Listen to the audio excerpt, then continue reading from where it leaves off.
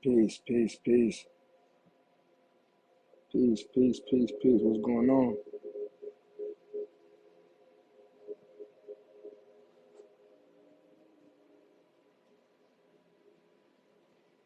The book today is Black Roots Science.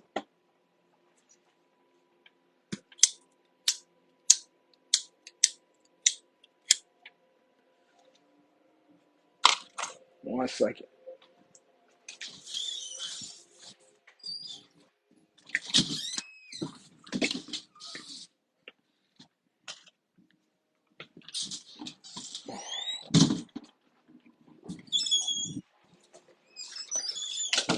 Black Roots Science. I'm gonna be reading out of this today.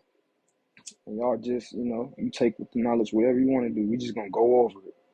I'm gonna start off with the summary of the book. So we gonna start off at the beginning. We just gonna go in.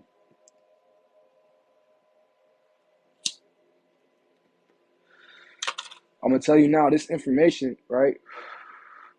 I don't too much really care. Who gets it. You know what I'm saying? Because it's really all about the light that you have, and the level of understanding or understanding that you have with self. But I will say this: information is not for everybody. There's gonna be some things inside of this that people pretty much are not gonna want to hear. But I feel like those that's tuned in is gonna put a lot of stuff in perspective. You know what I'm saying? And these are not my own words. These are just the words out of here. Because I come to my understanding that this is what individuals want. So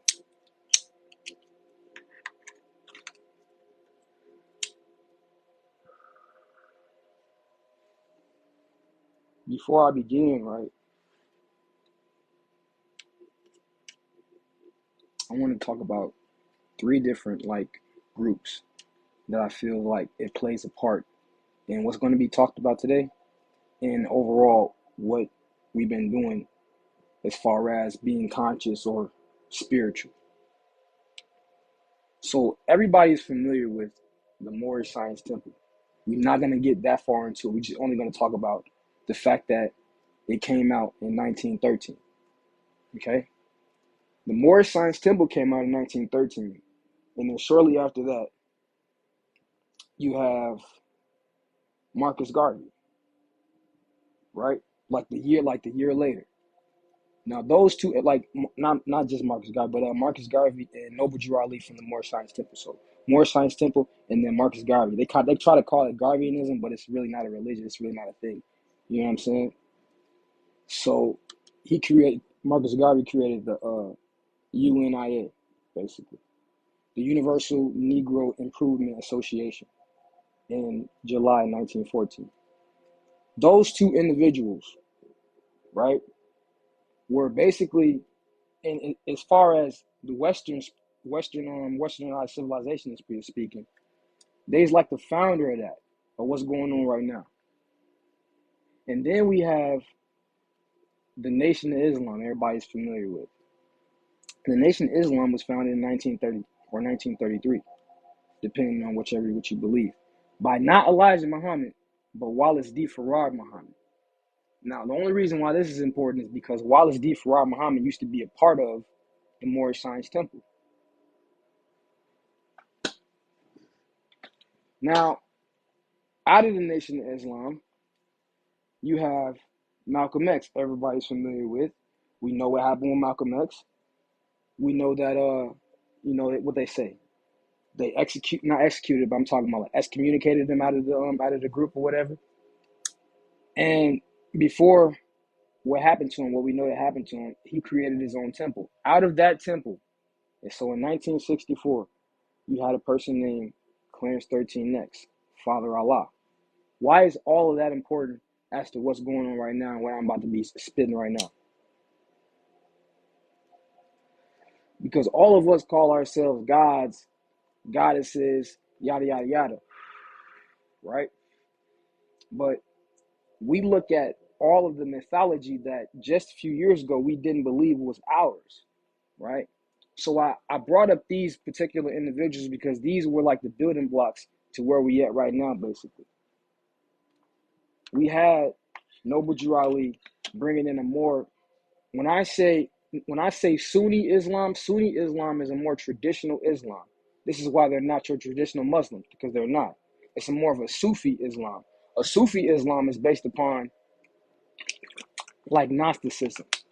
Remember, I told you it's always a light and a dark to it. So while you'll go to Saudi Arabia and you'll have like Arabic Muslims or whatever, they practice Sunni Islam. So they do with all of that praying 5 times a day, this, that, and the third. The Nation of Islam, they don't do that, and the Moorish Science Temple don't do that. Don't do that as well. They pray, but they don't do the same type of thing. They pretty much teach what God isn't, as opposed to the society, basically. Okay. So after that, right, you have Father Allah coming out of the Nation of Islam and creating the nations of gods and earth.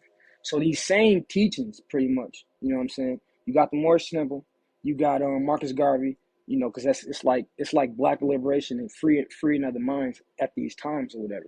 Then you have Farad Muhammad coming out of there, creating the Nation of Islam or whatever and all that, and Elijah Muhammad after that. But when Father Allah created this, he took out that singular figure. All of those other individuals before said, no, we don't, there is no mystery God, there is no God that you should be praying to, and yada yada yada, whatever. That's cool. But Father Allah made it to where everybody can accept the fact that there was a God, is what I'm getting at. So we have this information.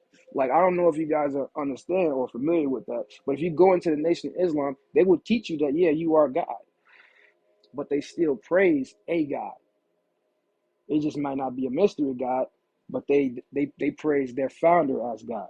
So they say Father Allah was kicked out of the Nation of Islam because he wasn't taking care of his kids or his family, yada yada yada, woo, woo, and all that. I personally think it's because he was really teaching the knowledge the way it was supposed to be taught.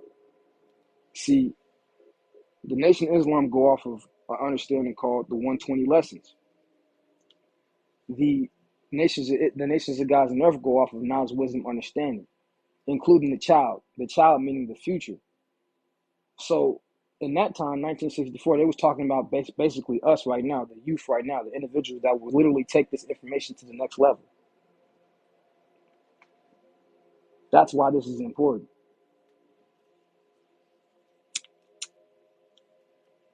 Will somebody be coming to you and talking to you about stuff like this? Don't just be so quick to just throw it off or whatever if you calling yourself a God, because this is where this came from.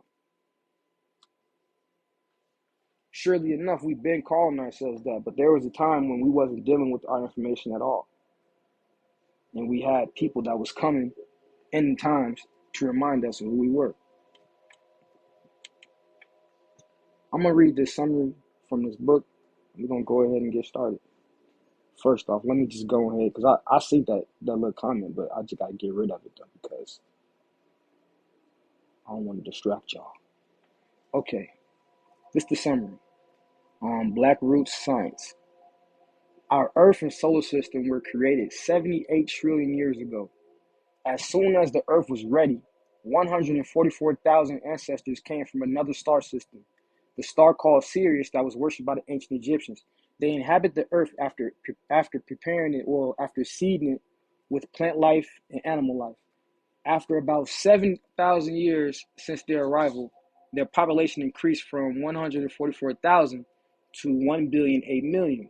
This number, 1,000,008,000,000, is the most sacred number. 1 and 8, we know that's 9. It says the most sacred number in creation. It is the total number of original people who inhabited the first earth of our universe, countless trillions of years ago. It says, thus, every earth inhabited after or thereafter keeps this number as their final and stable population. Now, I know y'all thinking about, like, well, how could that be true if it's 8 billion people right now? What do you think is going on right now?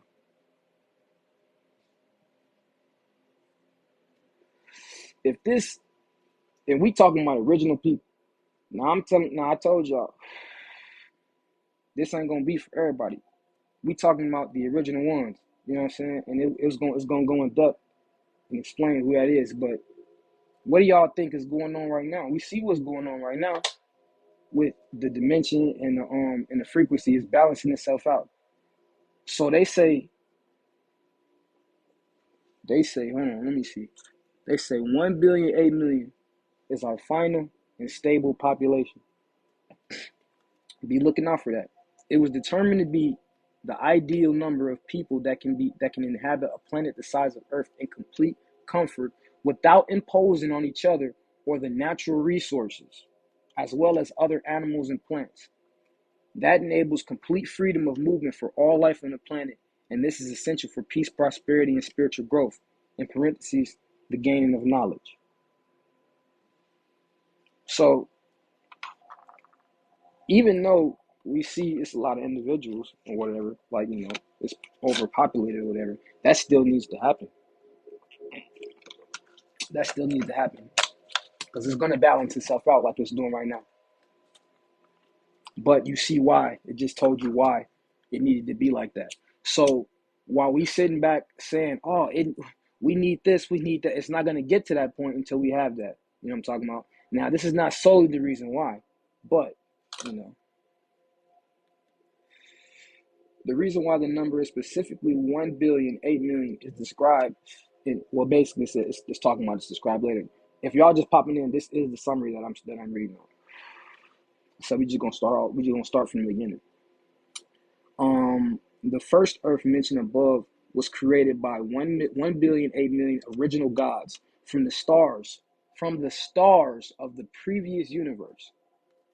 I told you guys, we was somewhere else before this was created. You feel me? They had existed in that previous universe toward its end, along with trillions upon countless trillions of other people in a state of mind called divine unity. Modern science will call that chaos or the oneness of God. It is a state of mind where all people in the universe unite as one, a collective consciousness.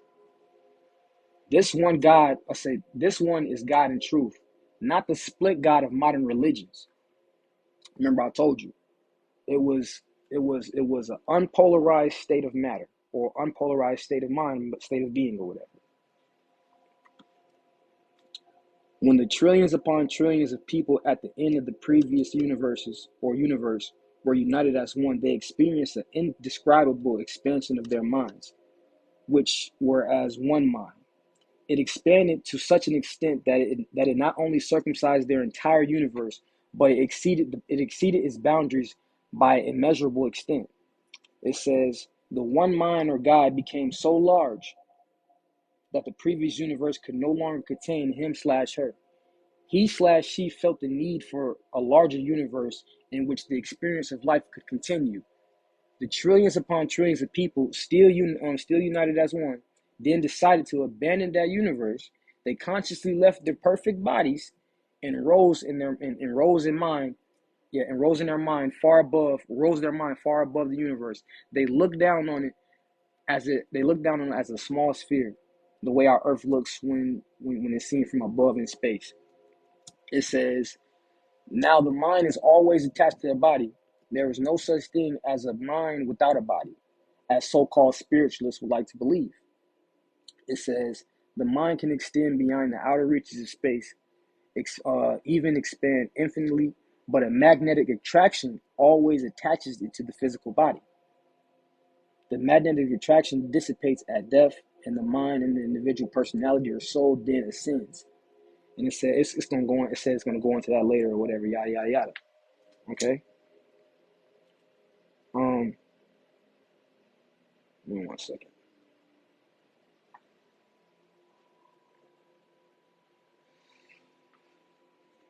I feel like stuff like this is important because it really breaks down like the actual. I don't want to say actual science, but it breaks down our science, not modern science, but it's breaking down our science. You know what I'm talking about? We like to believe that our ancestors. And when I say our ancestors, I truly mean the ones that came before us. I don't mean no one specific people, because our true ancestors was the ones that they're the original inhabitants, the indigenous people that was here before everything. You know what I'm talking about? So it's not just in one place, it's all over this place. And they was doing multiple things that was one, but it would be looked like something separate. You know, we have tribal issues and all types of other stuff, but that's what's going on. It says the unified mind of the people who were as one person was so immense that the stars appeared to be as the size of atoms. Now you know atoms is really little, like really, really, really little, tiny. You can't even see them. They so tiny they don't even exist. That's the concept of it basically. Um, Let me see. It says as this person was contemplating. So when they say this person, they're talking about us. As this person was contemplating the universal sphere, he/she saw that it was adaptable for habitation as a new Earth, right? With all the stars being its atoms, he/she made 1,000,000,008 million new bodies, corresponding to the size of the new Earth. It says using some of its substance, the stars/atoms, then he/she disconnected the magnetic connection to the old bodies and left them in the old universe. This is why those quote unquote archetypes. Remember when I'm talking when a person say archetype, it's like the original blueprint of that quote unquote spirit or energy, right? So we used our essence to create this, is what they're saying, or whatever, right? But our original bodies, it still exists in that old universe. That old universe, you access that in your subconscious mind or your dreams. Um, The 1,000,000,008 million gods then descended upon the new earth into the new bodies and became the first inhabitants. The matter of every star and planet in the universe is created in 7 forms. In modern words, these are magnetism, electricity, light, ether, gases, liquids, and solids. The fourth substance, ether, is the central supporting substance of the other 6. It is the womb of creation called space. It is black in color, as one can see by looking out in space at night. This absolute blackness called space not only supports the other substances, but it also gives individual color to all objects because the color black contains all other colors in itself. Hence, the 1,000,008,000,000 original gods made themselves new bodies. They covered themselves, or they covered themselves in skin black. They covered themselves in black skin, whose color black is getting it directly from the ether, basically. It says, because the gods create all plants and all animals from their own bodies, they need to have all colors stored in a single color in their creative germ, which is called the dark dominant germ or gene, the source of what modern people call melanin.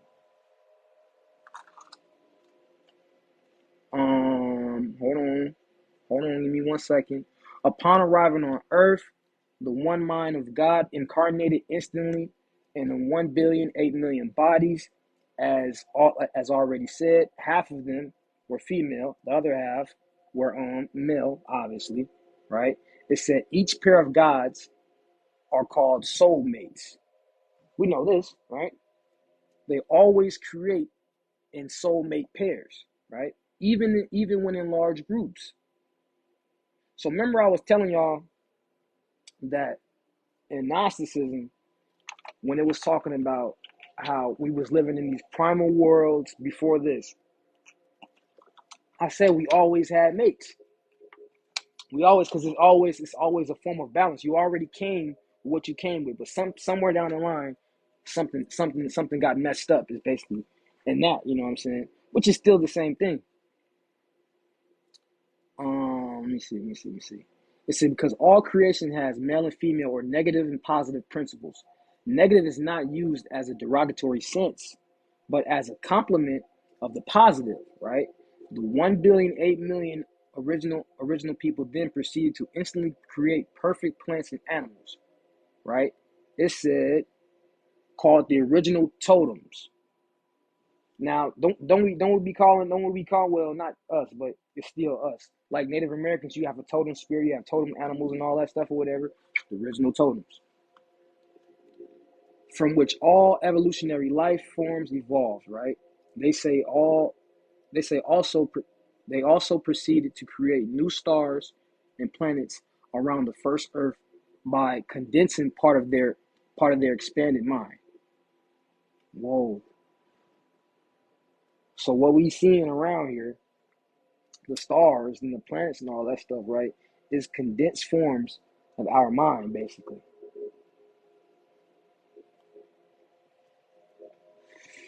Remember I told y'all, going inside of your dreams, which is connected to your subconscious mind, that forms the reality around you.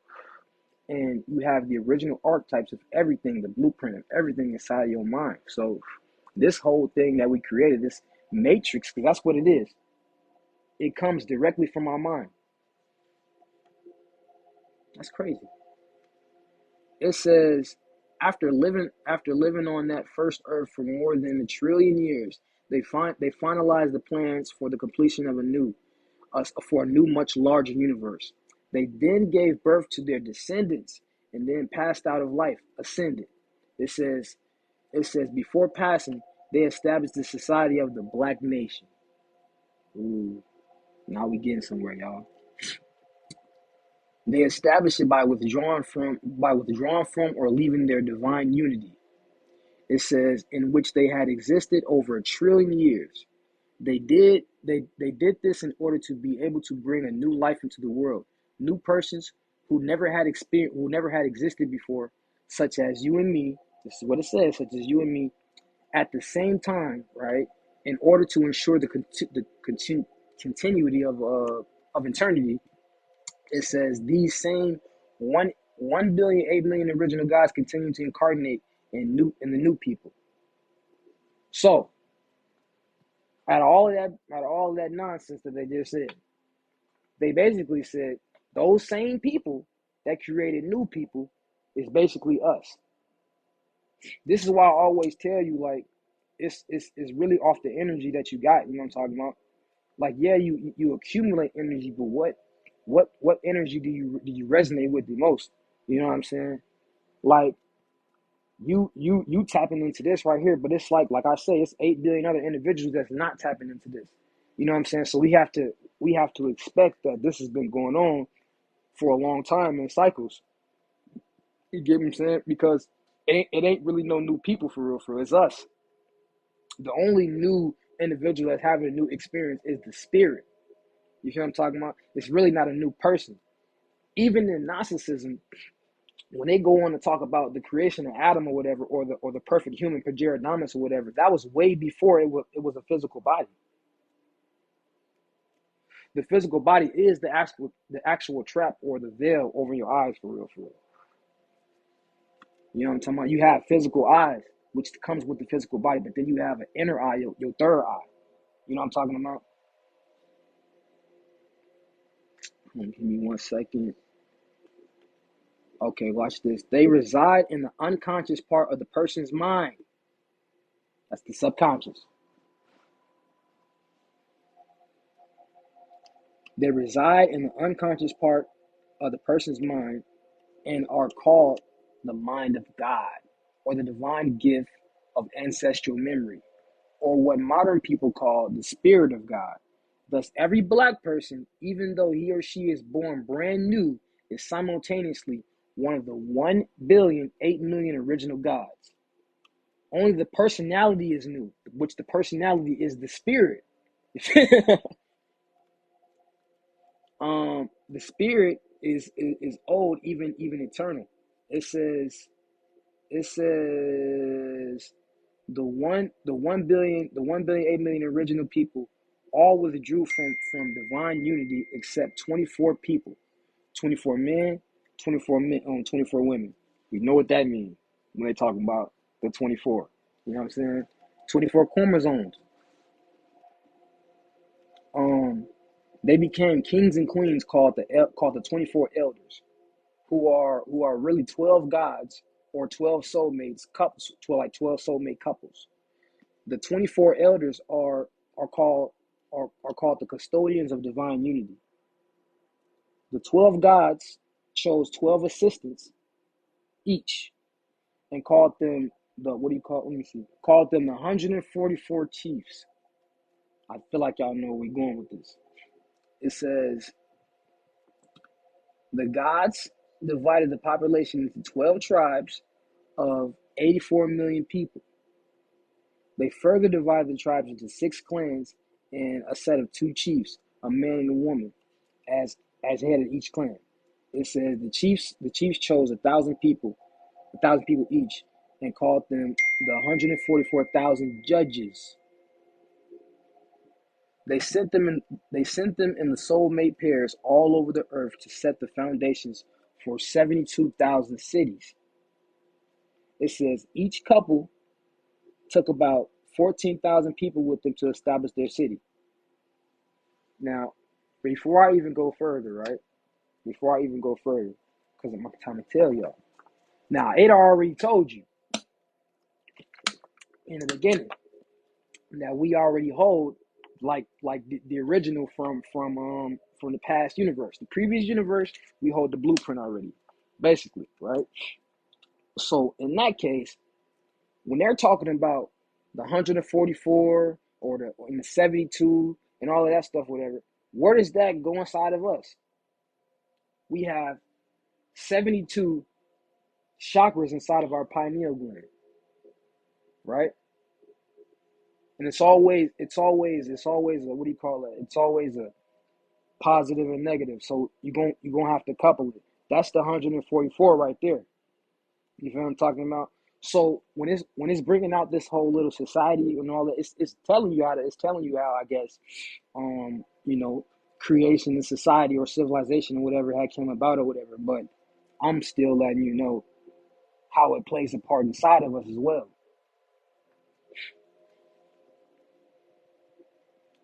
This was the basic organization of the black nation established by the original gods on the first earth.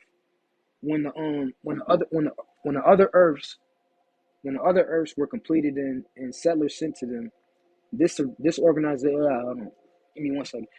When the other earths were completed and settlers sent to them, this organization was repeated and remains as the divine form of kingdom queendom on every inhabited earth throughout the universe.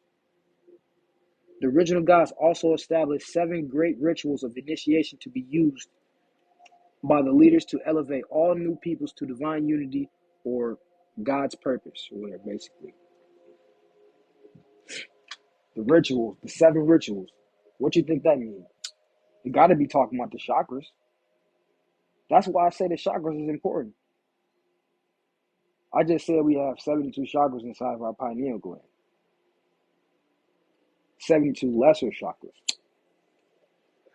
But then it's 72 divine counterparts that they have as well. You know what I'm saying? Because you have to have that. It said God's purpose for creating universe after universe is to increase himself or herself. Every person who completes the 7 great rituals becomes full God. Becomes full God, basically. And that's now when they say that, they definitely talking about the chakras. How? Because if you ever watch one of my videos when I was talking about dealing with the chakras, whatever, you take yourself from the root all the way up to the crown. Now, when you're dealing with your root chakra, you're dealing with that fear, right? It's fear. So that's like the negative aspect of it. When now the positive aspect of that or whatever, you're gonna be stable, you're gonna be grounded, you're gonna be firm in what you believe and what you know. You feel what I'm saying? Next up, you have your sacral chakra. Your sacral chakra is basically that intimate part of who you are. You feel what I'm saying? It's dealing with the love of yourself. But it's almost like it's also the love of basically not the self, but like the things you do, basically the things you like. You know what I'm saying? So what makes you you? You have to be okay and sit in that. You know what I'm talking about? Because when you sit in that, it opens up your solar plex chakra.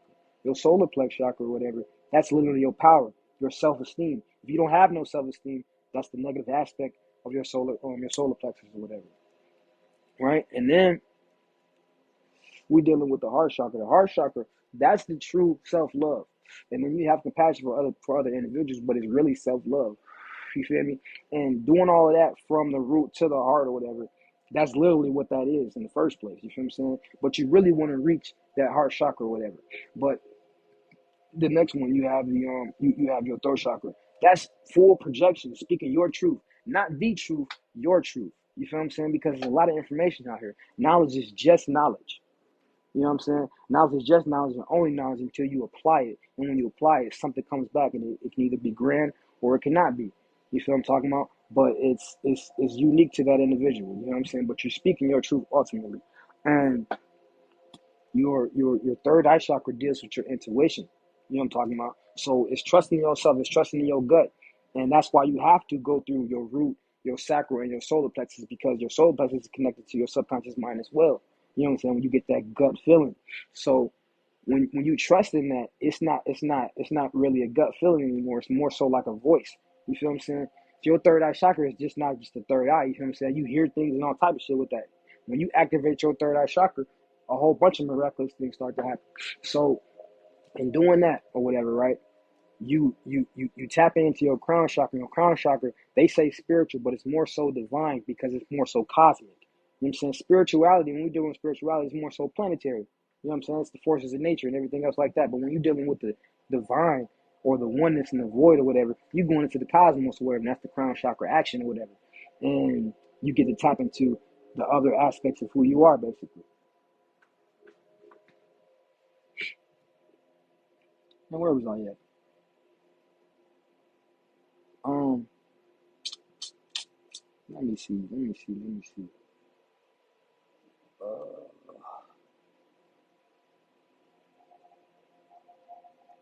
In addition to the seven great rituals, the original people also established many other rituals and customs covering every area of science and life. They then initiated the leaders of their descendants into this knowledge before passing. It says their initiation rituals have faithfully transmitted from generation to generation since the beginning. On our earth, it says this form of divine rule existed uninterrupted for 7 trillion years or 78 trillion years. It says until 6,000 years ago. Ooh, when we say 6,000 years ago, y'all know what we're talking about.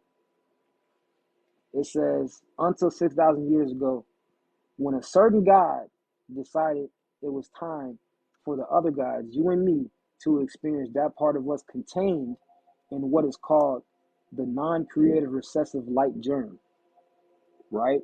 He caused the birth of a new race of people, the non-blacks, who would be the vehicles to manifest all that is in that gene, basically.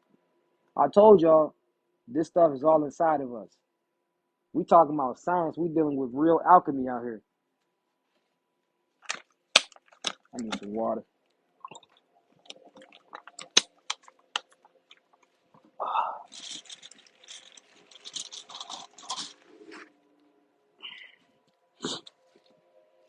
Where I'm at. All things without exception are contained in God. It said, it said God will experience all that is contained in him or her. He/she knows all, but has not experienced all. Remember I told y'all, we know all, and by meaning what I mean by we know all, meaning we already have it in us. We just lack an experience. That was it. We have to have an experience. So that what is going on has to go on for it to not happen ever again. Um, he/she uses the creation for this purpose. Uses the creation for this purpose of experiencing all that is known, including what is called evil. And 6,000 years ago, a god by the name of Yahweh, called Yakub in the other ancient scripts. Yahweh, who is that? Who is Buddy? That name sounds familiar, don't it? Phonem. All right, let's watch the. All right, called Yaqub in other ancient scripts, was born here on our earth. He took about 60,000 volunteers who are called the Elohim, made by the non-blacks in our image. They made them by suppressing the dominant black gene and slowly unfolding the recessive light gene over a period of 7 generations of offspring, or 200 years. This caused the appearance of the first light race to be born to ah. This caused the appearance of the first light race born to black people. After after another after another 200 years of deliberate and careful breeding, they caused the second light race to appear out of the first. Then 200 years later, the third race appears, and finally 66 years after the appearance of the third race, the yellow race, the fourth race, Caucasians, appeared. It said, these 60,000 people, Yahweh and the Elohim, thus initiated the modern age and a process that would eventually bring our divine kingdom to a temporary end. Oh, oh, who is Yahweh though? Why did that name sound so familiar to me? Okay, that in that in brief is the sacred history leading from the earth to leading from the first earth to our earth, and the present and to the present situation or cycle called evil, which was preordained to the last for 600 years, for 6,000 years. That was a summary, y'all. It sounded like the book, but all of that was a summary. Now we at the introduction to level 1, chapter 2, I believe. This book, it goes in like question and answer format. So like, but like not the average one that people like that's familiar with that is. I guess it's a real live questions, whatever. He answers them sometimes he do, but y'all get it or whatever, you know what I'm saying? But we for the reading this. Like what's going on? Y'all liking this information or not? How y'all feel about it? I think it's interesting. How y'all feel about it? Let me get some likes. If y'all like it, I've been up here reading. I know I'll be reading fast. I'll be just, I don't be trying to be reading fast though, for real, for real. All right, I'm finna start reading. Y'all good? Very interesting read. Where did you get all this information? Where did you get all this information from? Who told you about it? And who told the first person who told you, etc. And as like where did it originate from? It says, I was taught the ancient history of our people by our elders of my tribe. They have kept it in a safe custody for many thousands of years and passed it from generation to generation through oral teachings and initiation. Okay. It said, I may have missed it, but could you give us some indication of what part of Africa your information comes from? Some of it sounds familiar, other parts are completely foreign and don't seem to correlate with any indigenous spiritual system in Africa of which I am aware of. It says you also spoke of initiations, to what, by whom, and of what lineage. It says I'm from the tribe called Botswana. Now, when I read this, I feel like it's talking about Botswana, like the country, but you know what I'm saying? We ain't from out there, but I don't know. You know what I'm talking about? But he say, I'm from the tribe Botswana. My people live in different regions in southern Africa, in the countries of Malawi, Zambia, Zimbabwe, Angola, and Namibia. It said, but mostly in South Africa and Botswana. It said our language is Setswana. The elders that I mentioned are the custodians of secret knowledge of my tribe. This type of secret dissemination of knowledge exists in many other tribes throughout Africa. It originated, or rather became secret, in ancient Egypt 6,000 years ago. Why do you think it came secret 6,000 years ago?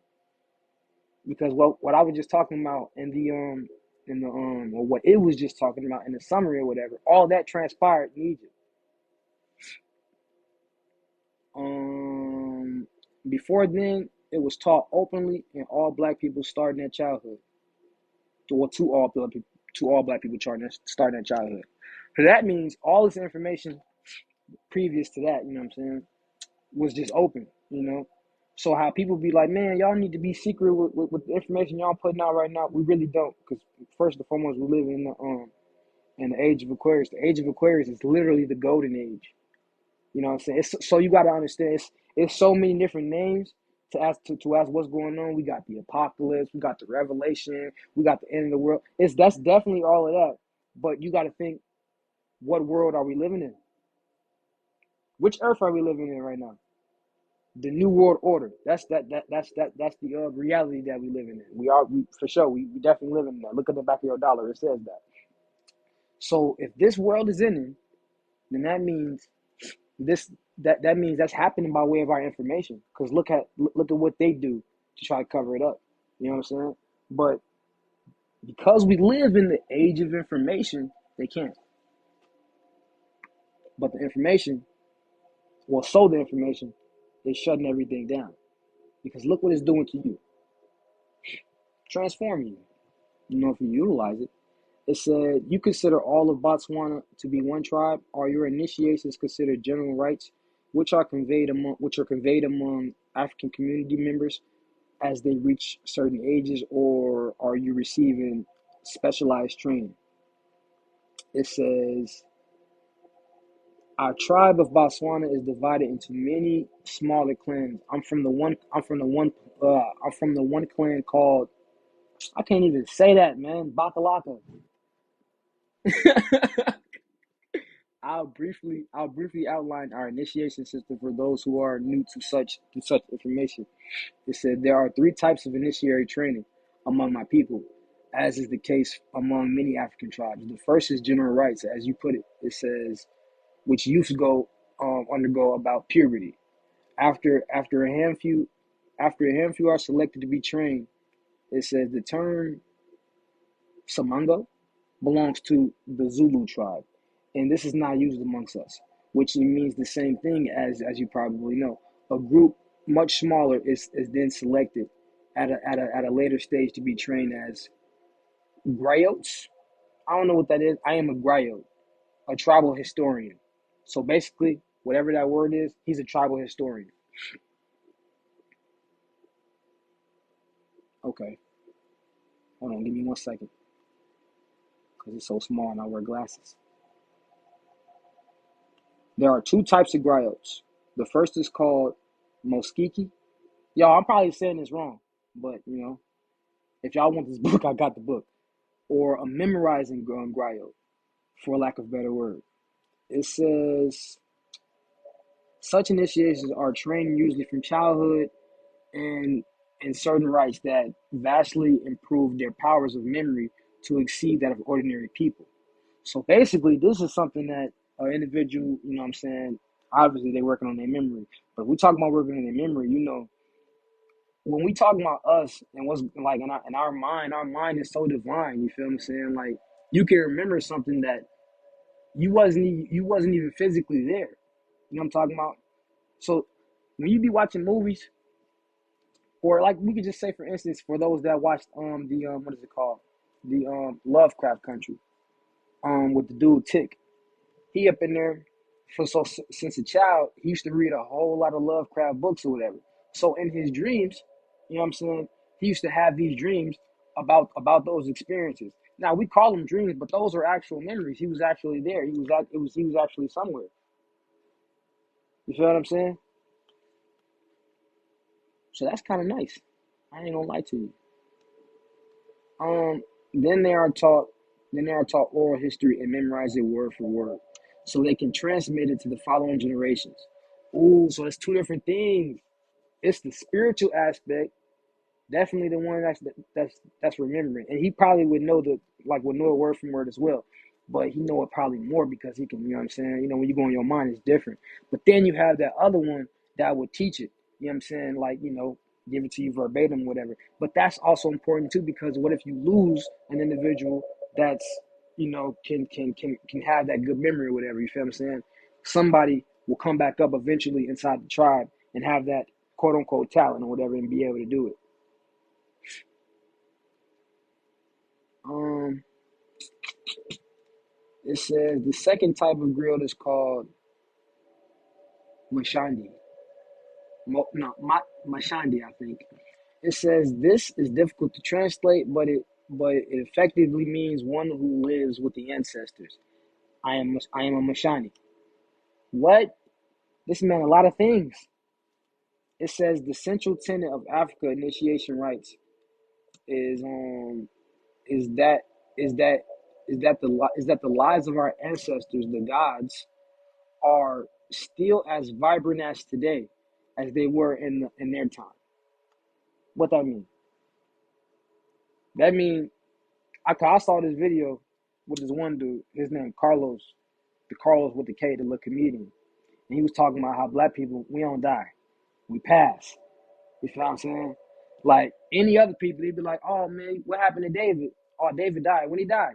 He died today. When is his funeral? His funeral was today, basically." And then when you ask us, "Oh man, so and so just passed." Man, when the funeral? The funeral was like 2 months from now. Everybody gonna come. Everybody gotta come and meet up and all types of stuff, or whatever. So it's kind of funny. It's kind of funny how we have that kind of humor within our culture, and we still like in our ancient culture, we never looked at our people to be dead in the first place. You know what I'm saying? We still commune with the spirits. You lose somebody, quote unquote, in the flesh, in the community that was prominent or whatever. It didn't mean anything. We never missed a beat because we could still commune with them, and they words still meant something. Almost like y'all ever seen the originals when they or with the vampires, the werewolves, and the witches? They was in they was in the French Quarter. Every time the witches didn't do what the ancestors said, they got on that backside. Eyes got the bleeding, all type of stuff. They got rid of it. So just because they ain't got no physical body, because they all around you. You know what I'm talking about? Remember the physical, what we feel like is physical is the actual veil. So everything else has a vibration, and that's what that vibration is. It exists all around us. We didn't lose that connection back then. We still had it. We should be gaining it again now. With this tenet as the foundation, we are trained to access the vibrancy and transport our minds or spirits to their time. Now, before I even go on, I just want to say this, y'all. He explained this, and this is raw. But y'all know y'all don't have to be a part of no system to be able to do this. You know what I'm talking about? To be able to go back, and it don't matter what like what you think about. I'm saying you can be like, I say, the Titanic. You want to see the Titanic. That means you go study everything about the Titanic. But first, I would say, work on your memory. You know what I'm talking about? So you can do little things like write affirmations every single day. Remember to do that. Memorize it and talk to it. Like talk to yourself. Like say it out loud and repeat it or whatever. You want to do it at least 9 or 18 times or 36 times. You know what I'm saying? The more times you do it, you store it inside of your brain or whatever, inside of your subconscious mind. It becomes a part of you. Then you're like it basically increases your memory or whatever. Now you can take certain situations or certain times in history, basically or whatever, and you can go back and experience that. Mind you, it's always subjective. It's always subjective because you wasn't really there physically. You know what I'm talking about? And we really wasn't there physically or whatever. But it's an experience though. That's what you're going for.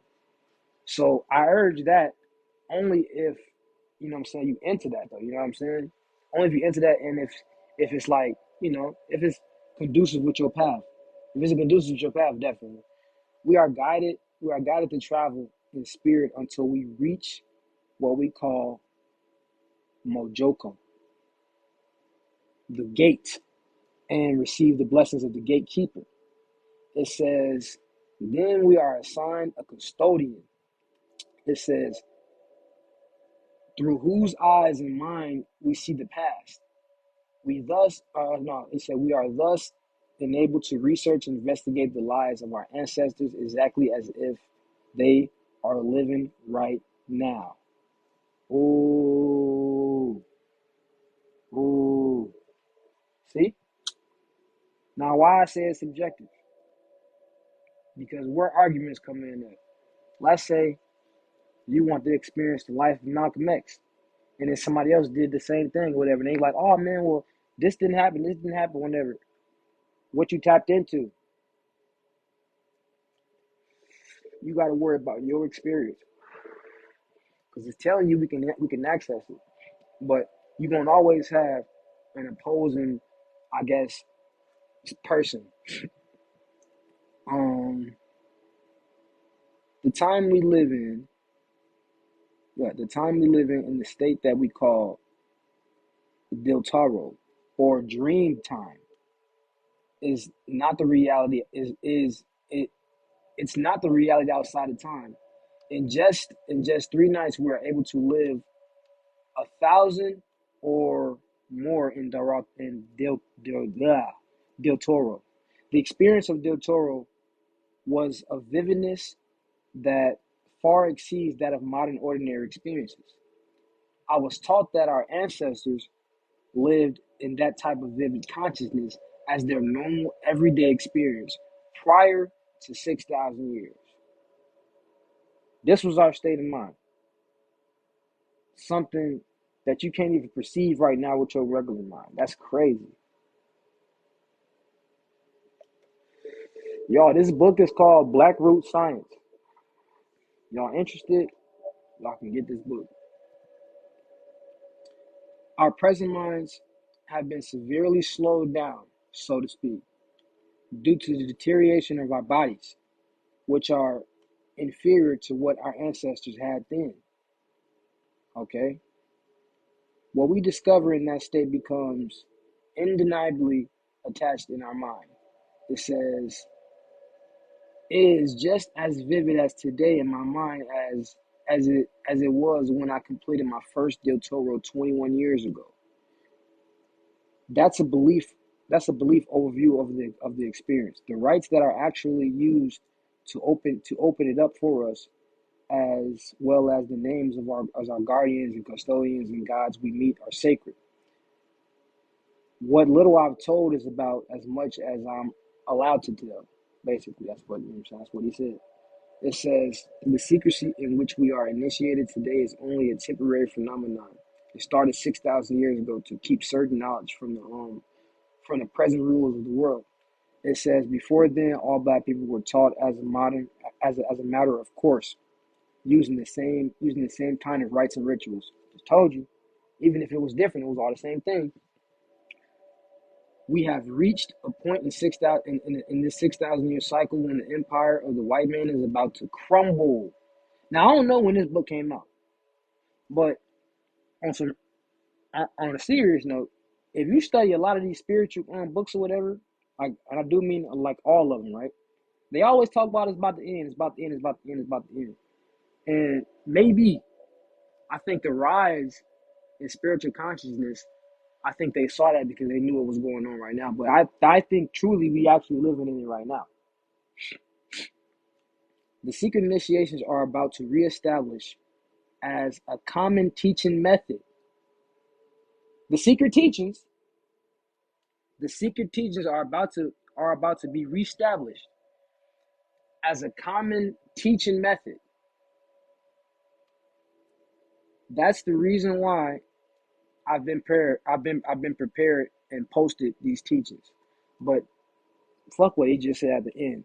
The secret initiations are about to be reestablished as a common teaching method. Joe, what was we doing right now? Like I said, I don't know when this book came out, and quite frankly, I really had just came across it. What are we doing right now?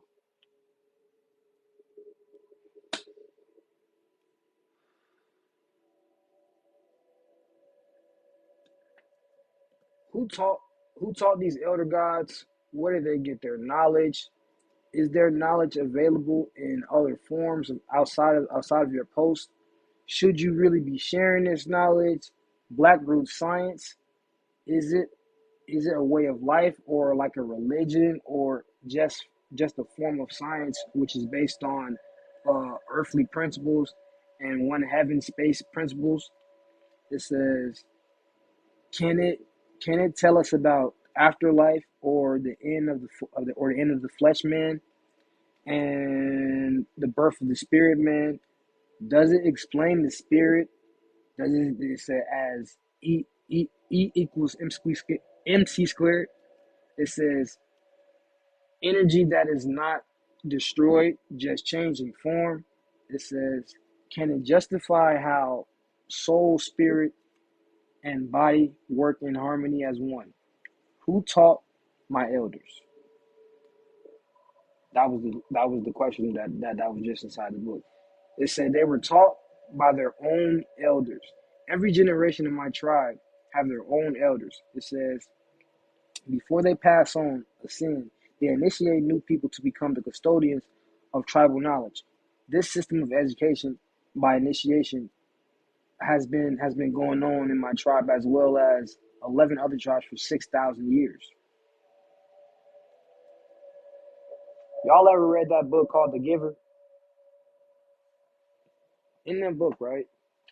It's a good book. I was locked up when I was in school and we had read it. And I don't even like books like that, but it caught my attention, so I started paying attention. So, anyways, in that book, right? It's a movie too. I don't know what happened in their little society, but they lost all the color. Like it ain't no color in there. You know what I'm saying? No, ain't no skin color. Like so, the whole movie for a time is in black and white, and it's one person. Well, not well. It's everybody, but it's like a few important people in there. It's one person called the Giver. This person is kind of like this guy, right? Dang, that's crazy. I didn't even. Damn. All right, so look, y'all know how this dude right here, what we reading about, how he's whatever it is, because I don't know how to say it, but it's dealing with memories and how you can remember stuff from the history in the past, or whatever. He's a historian or whatever. Okay, well, the quote unquote giver, he holds the memory of basically humanity and world history. You know what I'm saying? Because like where they live at, it's not even a big old city. It's like a little old town, basically. Like just imagine the Cat in the Hat movie. It's like that, a little small little town. So, but everybody has like they mate everybody together. You know what I'm saying? Ain't nobody and when I say mate, I'm talking about they put you together. Like you not making no baby, like they creating the babies in the lab or whatever. You know what I'm saying? Some way, somehow. You feel me? But the parents are not really doing that. The parents are just getting put together, and everybody get assigned jobs and all type of stuff. So it's it's really like that when you say that. You feel what I'm saying? But that's why I say with some people that was like important. Because these individuals, they was important. I don't like I said, I don't know what happened as far because it never really says that. Well, they probably do allude to it because the reason why don't nobody really know nothing. They don't know nothing about the past or whatever. They can't taste nothing. They got them taking like medicine or whatever. But the giver, he remembers all of the pain from everything. So I think the boy, his name is Jonas or whatever. His assigned job is to become the next giver. So the giver comes in or whatever. He has them reading these books or whatever. Nobody is supposed to read no books or whatever and all that stuff. But every time the giver touches him or whatever, he goes back in time and is able to experience whatever experience the giver gives him, whatever. He experienced snow and all types of stuff, whatever, and pain and love and everything. And when he does that, the color starts to come back in. Everything starts to become more vivid, whatever. Then his ass escapes. You know what I'm saying? But with him saying that all of the information was being passed down or whatever, you know what I'm saying? That's what that movie was reflecting. Where did they get their knowledge? Our knowledge was established 6,000 years ago in a coherent system of initiation rites by Yakub. Whoa. Whose real name is Yahweh. Whoa. He divided the knowledge into three compartments. The first and highest in this age consists of 360 degrees of knowledge. It is this system in which I am initiated. The second, 36 degrees of knowledge. Upon this system that the mystery temples of ancient Egypt were founded. It said that is called the system of the 36 Netta rules, or it's called the knowledge. Well, that knowledge is called the wisdom of the 36 Netters. It says the third and final system consists of 33 degrees. Ooh, 33 degrees. Now we be dealing with 33 degrees. Jacob's ladder, Freemasonry. You know what I'm saying? Look, I ain't even gonna get into it today, but y'all remember earlier when I was talking about the nations of gods and earth, the nation of Islam and all that. We gonna discuss the 33 degrees and a creation, you know what I'm talking about, and a history and a connection between Freemasonry and all of that. And this light race that they finna talk about right now. It says Yaqub slash Yahweh established it for teaching the light skinned races. I was gonna get into that. You know what I'm saying? Hopefully this book ain't finna say what I was gonna. It probably ain't. I don't think it is. But it's connected, so we're gonna make the connection. Okay. In ancient times, the most intelligent of them were recruited from their countries into the Ethiopian Empire, including Egypt and the Middle East. It says they were taught the 33 degrees of knowledge and then sent back to their homelands where they established secret societies. Ooh, now we get somewhere. The most predominant still in existence today are the so-called are the so-called Freemasons, the Rosicrucians, the Theosophists, or the Rosicrucians and the Theosophists are the highest ones of the 33 degrees. And it says, and from them come the others such as the Templars, the White Brotherhood of Light, the Illuminati, and the other light race secret societies. Dang. I didn't even know it was gonna say that. I thought it. See, you can't ever judge a book by its cover.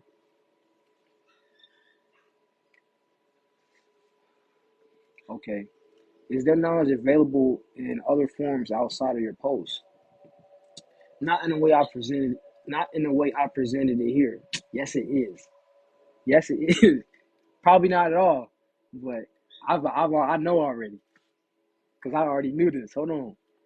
I've tried to present. He said, I've tried to present what I've been taught in such a way that it may appeal to the largest possible audience of Black people. He said most of the knowledge can be found in the teachings of Elijah Muhammad. See, the problem is that many Black people are turned off by the Nation of Islam. They definitely is, for many varied reasons. It says most of which have nothing to do with the teachings themselves. So in order to appeal to those Black people who have been robbed of Elijah's elevating teachings, it says I've tried to present the truth in such a way that it does not particularly align with any of the offshoots and various groups formed since his death. And don't get me wrong, some of them know the truth. That's crazy. See, when I hear Blackroot science, I'm already knowing where we finna go with it. I'm already knowing we're gonna talk about the guy. I read the contents. You know what I'm saying? But the spirit gonna always guide you the way you're supposed to be. Why I say that? Because I wasn't finna get on live. I really didn't want to get on live, but I'm like, fuck it, I'm gonna get on here, and but this is what I'm gonna talk about because this is what I'm into right now. So in doing that, I want to like give a little brief history. That's why I opened it up with the Moorish Science Temple, Marcus Garvey, and Nation of Islam, and the whole 5% thing, because I feel like we are calling ourselves gods and goddesses or whatever. This is where it really came from, or whatever. So when somebody comes to you and talking about that or whatever, you have to really stop and pay attention and ask yourself, man, what they really talking about? You know what I'm saying? Because there's some people that really know the truth for real, and it's not about I guess joining something or whatever. It's about taking some information that can work for you and applying it to yourself. You know what I'm saying? A lot of this information came out like that. Like, watch this. Nobody never looked at it like this. How much the Earth weighs? The Earth weighs 6 sextillion tons. Do you even know what that number even looked like? You know what I'm saying? Now, why I say that and why it's important? It really ain't really important like that. But prior to 1930, right? Prior to 1930, that information wasn't even out there. What do I mean? You got a book called The Message to the Black Man in America by Elijah Muhammad. And in there, it states that. You see what I'm talking about? So if you look it up now, it's a fact now, meaning the government put that out there. You know what I'm saying? It wasn't just out there before then.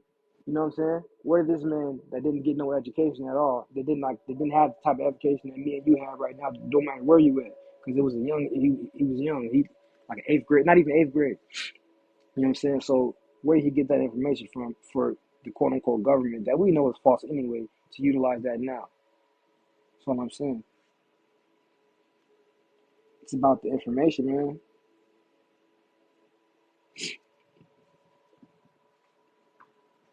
My presentation is much more general and comprehensive. It includes our history prior to the creation of our earth, all the way back to the creation of our universe. Later on, I'll focus on events that are soon to occur on our earth as the present cycle comes to a close. Then I'll go on to discuss what lies beyond this cycle. My goal is to present as a comprehensive version of the truth as possible to be understood by those who have not yet experienced it firsthand through rites and initiations. Thus, to short answer your question, there is no published information available of what I presented here. This is the first time this knowledge has been publicly or it's been released publicly, which brings me to my fourth edition. Now, this book, I don't even know who wrote this book, but obviously, all this information is out here. And now, because I did read a lot of books, and from what we done read so far, because we just started off, we ain't even that far inside the book. From what we done read so far, I done read so many like different pieces that done had this in there. So that just tells me this book is really old, for real, for real.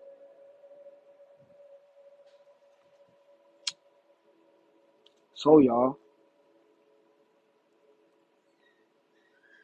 I'm trying to tell y'all, we already on our last end.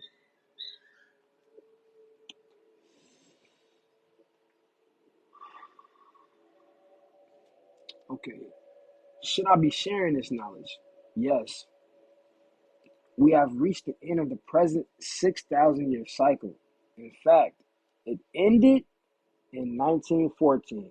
Remember, I told y'all. Okay, since then, the light races have been given an extra 100 years to repent and save their souls. The 100 year period of mercy will soon be over. They say now it is time. Now it is now. They say now it is the time, and the elders of all the tribes in Africa and elsewhere have given permission for the information to be released. We are entering a very dangerous time, dangerous for the souls of our people. It says the light races have initiated racist religions whose sole purpose is to try and stall the spiritual awakening of the black man and woman. They say they have set up a religious system where the coming of the Messiah must occur according to their definition.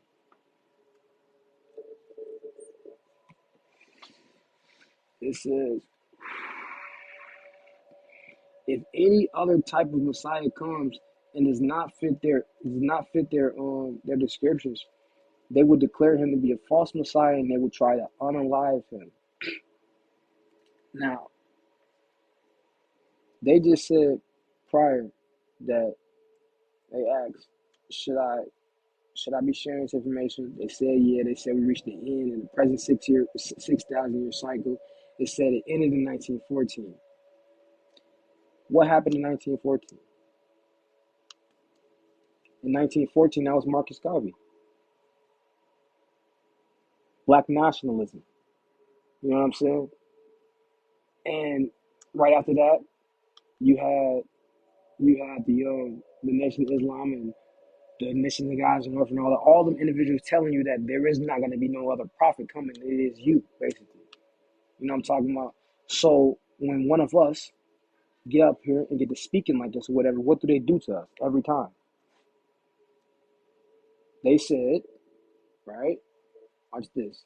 They have set up a religious system where the coming of the Messiah must occur according to their definitions.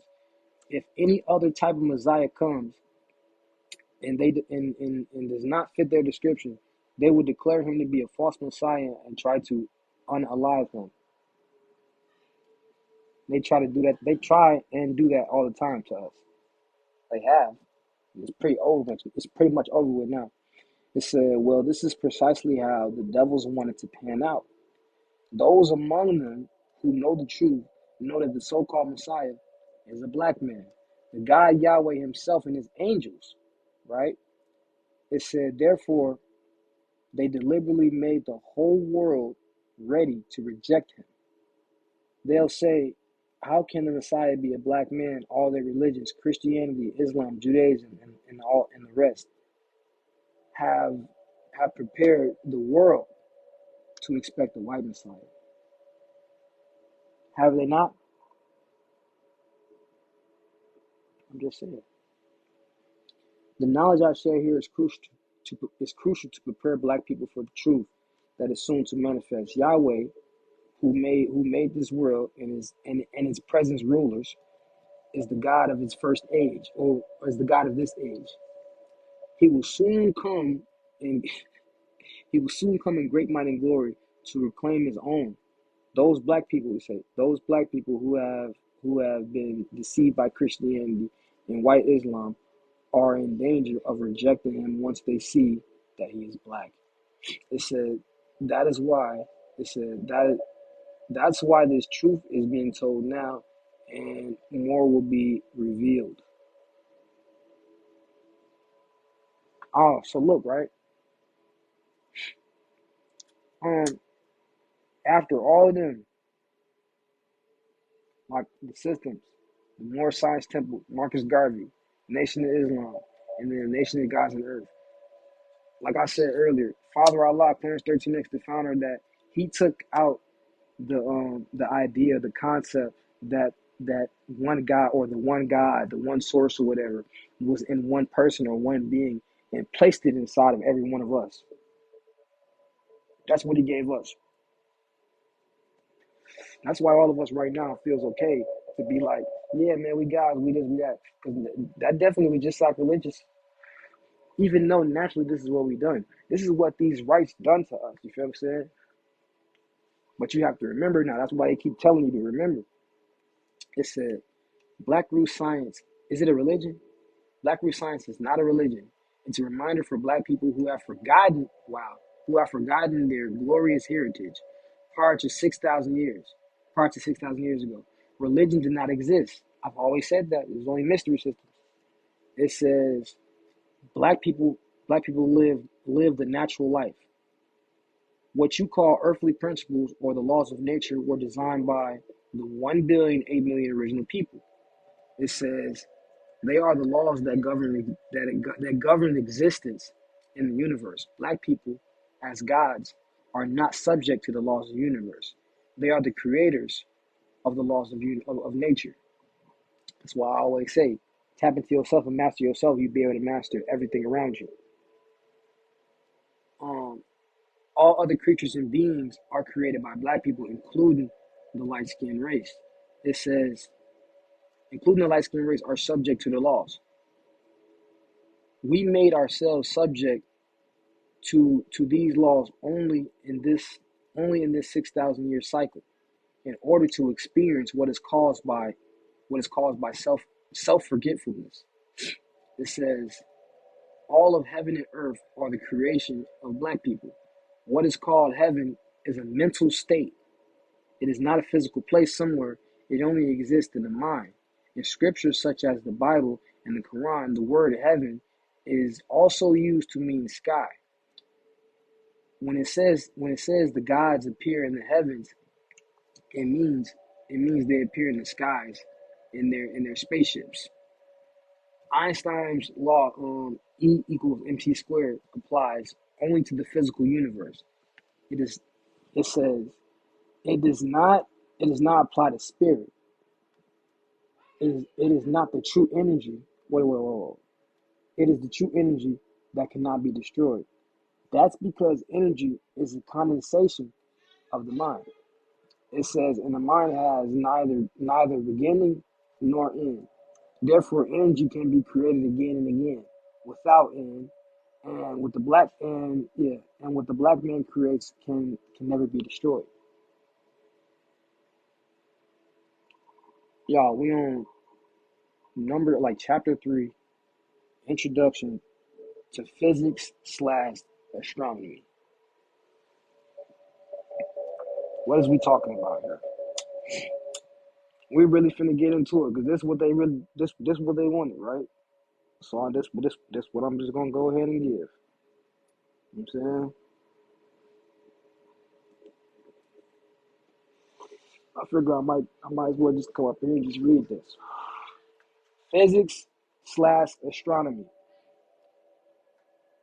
From the wise, it says, from the wise ones of the old, the teachers of true science, the originators of true civilization, to all who desire a new perspective and are tired of the old lies and cannot understand what modern scientists are talking about, here is an ancient perspective on physics and astronomy using modern concepts.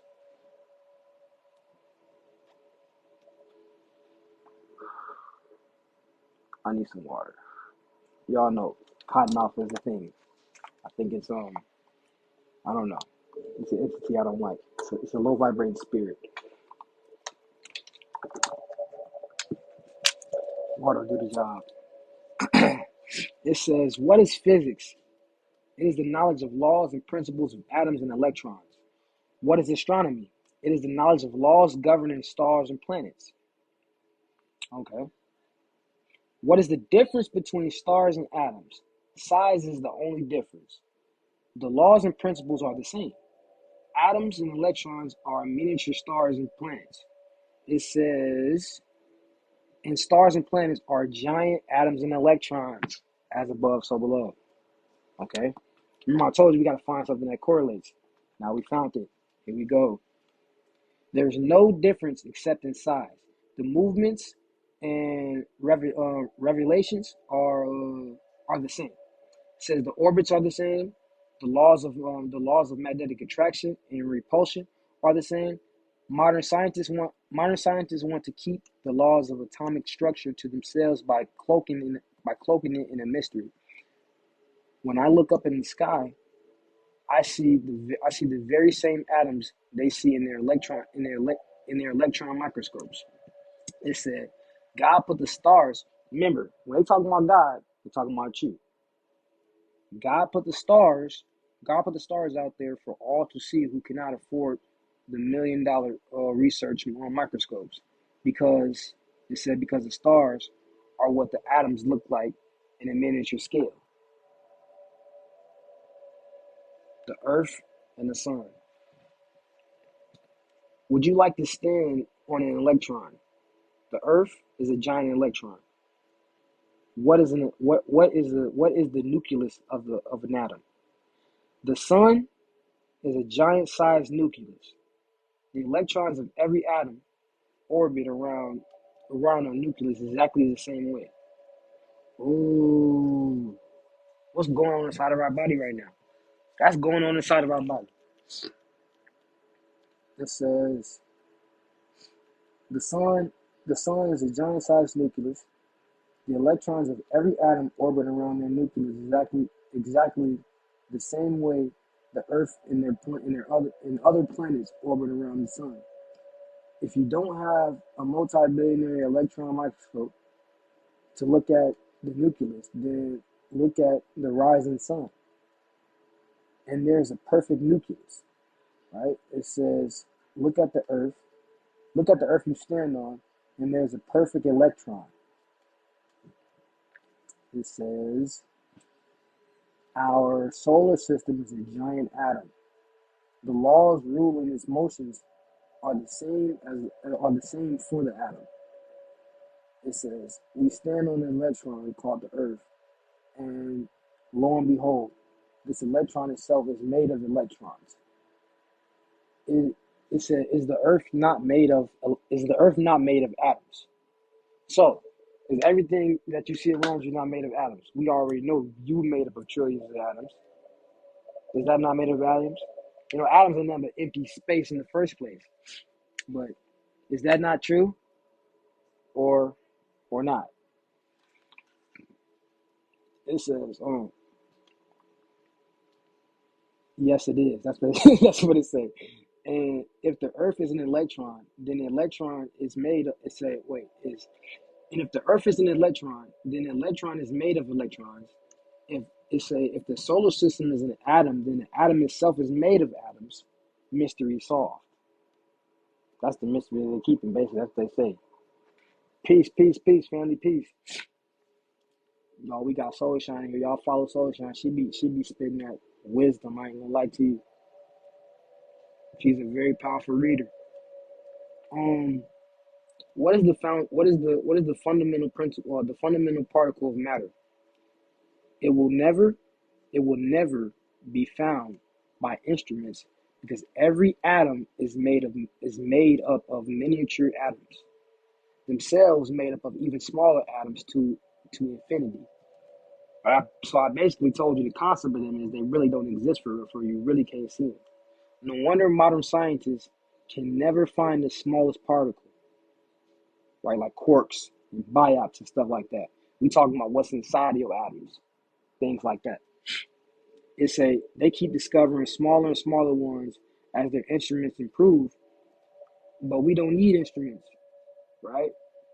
They'd be handy if we could afford them, but we don't need them. They say we only need our minds. All right, y'all. We own the solar system and the atom.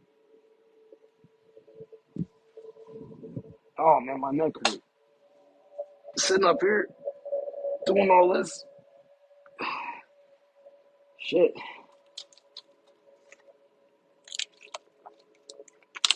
Give me a second, y'all. We on chapter 4 though, y'all. Page 17. I don't even be reading like this. I swear. I gotta work on it. I gotta bust this thing now, man. I ain't gonna lie to y'all, man. I'm up here reading. I gotta bust this blunt down. I ain't gonna lie to you. Keep it on. Y'all my people. Feel me? Gotta do this. But how y'all like what y'all think about this though? You know what I'm saying? Like I feel like it's stuff that we already know about, you know what I'm talking about? Just put it in I guess different perspectives, which is important for me because it's always nice to find somebody else's perspective and see how you can add it to what's going on with you and you know what I'm saying, how you moving about in your journey or whatever. I think it's interesting. You know what I'm saying?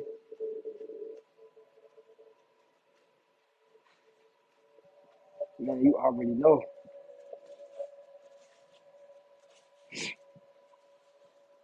Man, Joe,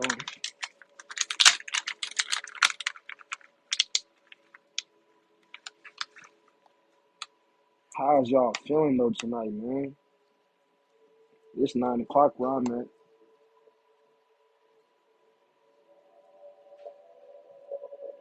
It ain't really nothing too much going on. It was raining earlier. I like the rain, but look, it be thundering. And now I'm under the impression because sometimes when it be thundering and lightning, it don't nothing be happening. I'm under the impression that, you know what I'm saying, things are entering the space. Entities are entering the space, entering the realm, you know. But I don't like thunder and lightning for real, for real. If I'm mad, if I'm in one of the moods, I stand out there. I stand out there, and if some lightning just struck in front of me, I wouldn't even flinch. It really damn near pissed me off. But I don't know.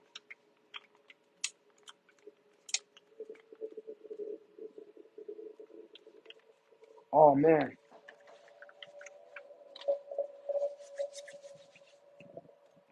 y'all still can hear me?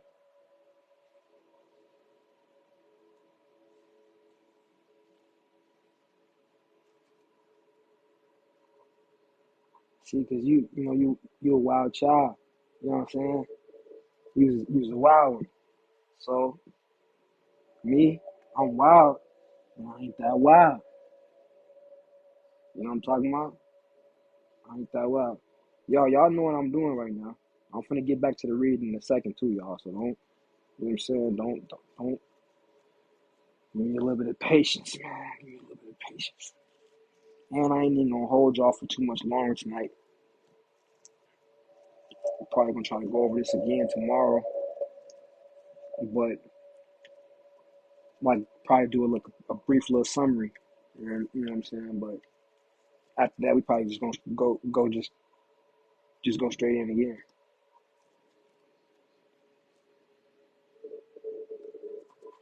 Where's my scissors?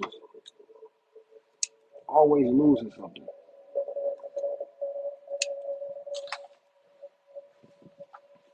And y'all, give me a second. Give me a second, cause I gotta handle some business real quick.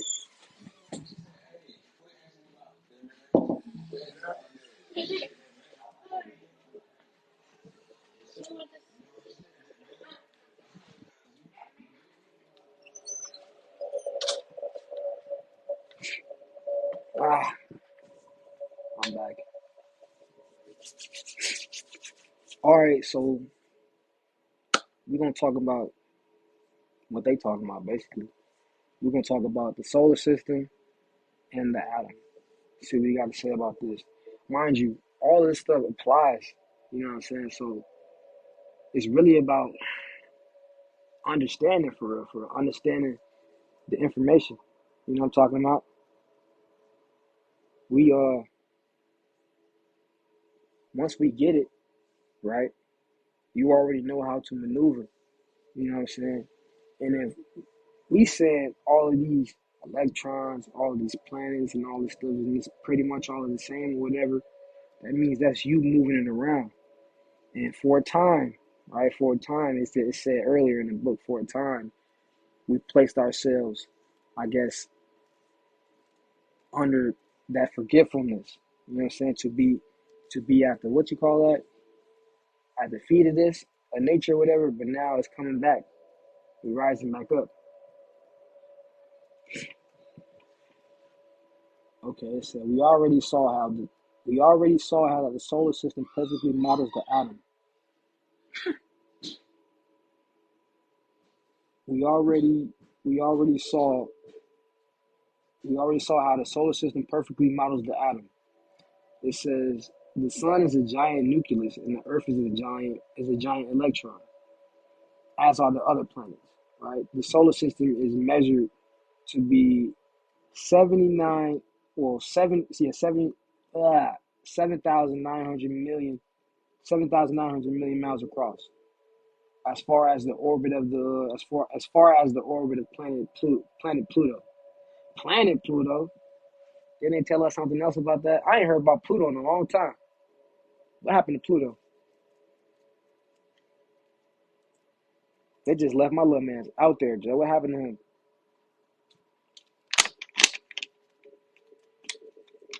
All right, hold on. I gotta give me some water. I told y'all about that cottonmouth. I don't like that low vibrating spirit.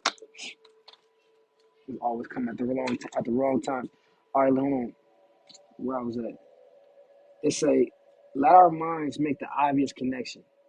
If the Earth is the same as an electron and the solar system is the same as an atom, then we can conclude that the proportions must be the same, right? It says, in other words, the size of the atom compared to the electron must be the same as the size of the solar system compared to the Earth. So, okay, it said the solar system is to the Earth what the atom is to electron. Same proportions, same laws, different sizes. It say if the Earth is a million times larger if the sun, if the solar system is a million times larger than the Earth, then the atom is a million times larger or a million times bigger than the electron. Is this true? According to modern measurements, the electron has measured at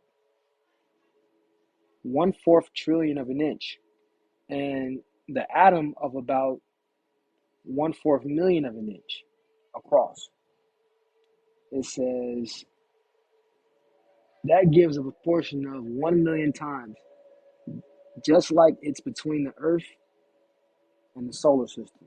This confirms our intuition that our solar system is a giant atom, and the Earth is a giant electron, and the sun is the nucleus.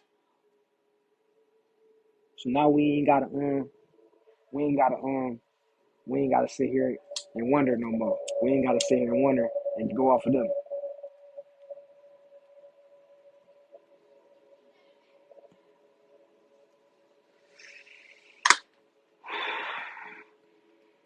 Earth equals electron, sun equals nucleus, solar system equals atom. It says the law of creation is as above, so it is below. Now it said our mind has been freed, and we can proceed to investigate atoms and electrons by studying our solar system while studying our own solar systems. It says we don't need expensive or tools. We just need the knowledge that has the available that has been available since ancient times. When our ancestors spent many nights studying the sky, they were looking at the stars, but at the same time they were looking at the microscope or the microscopic particles of matter. Modern astronomers and physics separate themselves in two camps, or into two camps. It says in the ancient days, our ancestors, as they built great pyramids and other monuments to study and chronicle the movements of the stars, knew that there was no difference between astronomy and physics. It said by studying astronomy, they learned all about physics, as well as because physics is the study of astronomy on a microscopic scale. As above, so it is below. That is the law of creation. Once we have a clear understanding of this law, it says we can use it. We can use it to learn about the rest of the universe, how it was created, when it was created, what it was created, what what is its size and duration. It says all we need is our minds. That's all we need. That's all I be trying to tell y'all. Obviously, our mind is connected to all. You know what I'm talking about? And when I'm talking about all, I'm talking about all the atoms inside of your body. That's all. We know it now. We just confirmed it. Now we on chapter 5, y'all. The universe. If you have looked far away, if you have looked far away from city lights, you'll know that when you look at the starry sky on a clear dark night, we see countless stars covering every inch of the sky. But when we look at the sky above the earth, we see a vast emptiness between our earth and the nearest neighboring star. Excuse me. If we let our minds think about this, we realize that even though the stars seem seem close to each other, um, far far up in the sky, they cannot be really close to each other. I ain't even gonna lie to y'all, right? I'm gonna tell y'all the truth. Now I know y'all don't care about this because most of the people that be listening to me, I know y'all don't play video games. I don't care. I still play video games. It's what I do. And listen, it's the game called No Man's Sky. Now, No Man's Sky, all you do is you basically you basically harvesting things, building things or whatever. You know what I'm saying? But you going to different planets though. Now, when I say it's a million different star systems you can go, or galaxies or whatever you can travel to, that's what I mean. It may be like a little simulation because it's a game. That's what it do. But they make it to where you can experience billions of different things. You can go into black holes and all type of stuff. But so when you flying out into space or whatever, right? You will see it's so many stars out there, right? You would think I'm gonna go try to get onto one or get close to one. You will never be able to get close to one. You'll use all your fuel trying to get to there because that's another thing. You gotta fuel up and do all types of stuff. It's a little decent game, but when they say that about the stars, that I think that's there's some truth in that. And I know it's a simulation, but we live in a real simulation for real, for real. That's just a virtual simulation on a game. You know what I'm talking about? I think the purpose was to um mimic what's actually going on or whatever, or what they say is going on. Because you know how I feel about space. Um, it says if they were close together, if they were, we could see in our star system above the sky, or above Earth, as close as the moon. We could see them as close as the moon. If they were that close, they were saying we'd be able to see them as close as the moon, basically. The truth is, right, the star to our sun, well, the truth is the nearest star to our sun is about 32 trillion miles away. This tells us about the stars above. Even though they seem close to each other, right? They must be separated. They must be separated by about the same distance as well. It says it's like looking at lights from a distant city. They seem closely packed together, but when I reach the city, I realize they're like they spread apart. There's plenty of space between the lights. Looking from let me see. Looking from a distance gives the illusion that they are close together.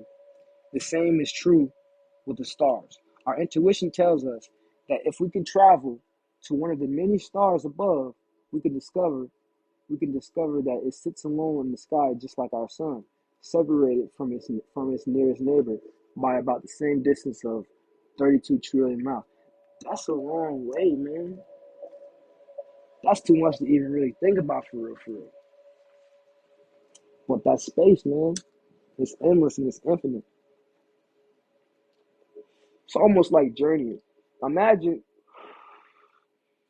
like earlier in the summary, they talked about the 12 elders. The 12 elders. What they also said was, well, the 24 elders was actually just 12 gods that coupled. You know what I'm talking about? You know what I'm saying? They really duplicated themselves. So this is where we get that. But you know, the 24, we talking about the chromosomes or whatever. You know what I'm saying? And like the connection with the nucleus and all that stuff, whatever, with our atoms or whatever, with the sun or whatever. It's the same thing. Imagine, imagine all of that information. You know what I'm saying? If it's taking like these 24 chromosomes, right, where all these different genes or whatever, and the core or the nucleus and these stars and whatever and all of that stuff. Imagine you traveling, you journeying, you learning all that stuff through the distance, this vast space, this watery space. 'Cause that's really what it is for real. For you know, that's how I feel. I'm finna I'm gonna read this last little passage. I'm probably gonna end it right here. It says this begins to give us an idea of the universe, but let us continue with the thought. What I ain't even finna say that, y'all. I ain't even gonna say that because it's gonna open up to some. It's gonna open up to something else. But listen, we're gonna finish this probably like tomorrow or something, y'all. Because I know I've been reading and giving it to y'all. Those that haven't been here, I've been reading this entire book. Well, not the entire book, but we started off in the beginning. Um, the book is Black Roots Race. If y'all interested in the book, you know what I'm saying, hit me up on IG at BabaAkil. I'm gonna put this up on YouTube, so if you wanna, you know what I'm saying, finish watching this or whatever, or you know, get the earlier information or whatever, you know what I'm saying, get that at Babawati, BABAWATI on YouTube. But other than that, you guys, I have more books, you know what I'm saying. Probably tomorrow when I go live again, like I said, I'm gonna get back into this, but I'm gonna go over my little library. You know what I'm saying? Show everybody what I got or whatever. I'll put some new books in there. You know what I'm saying? See if I got some new pieces or whatever. I think everybody will like or whatever. So you know, if y'all want to get them, whatever, I got them too. But other than that, before I get off here, y'all got any questions? You know what I'm saying? I'll answer them or whatever. If not, we gonna slide off. Y'all have a peaceful night. Definitely appreciate the likes.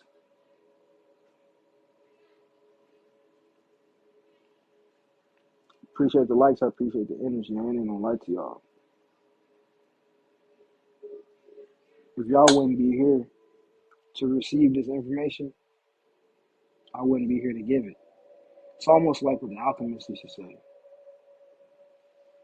Um, I don't exist unless y'all say it, basically. You know. And when you used to say that, I used to be like, man, that's weird as hell. But if for real, it's kind of like the double slit experiment. You know, when you look at the particles, they become waves or whatever. And when you don't look at them, they become whatever they is. Or when you look at the atoms, they become particles. When you don't, they become waves. So basically, an individual doesn't exist unless you place the attention on them. I wouldn't be here giving this information if y'all wasn't be here receiving it. That in itself is appreciation.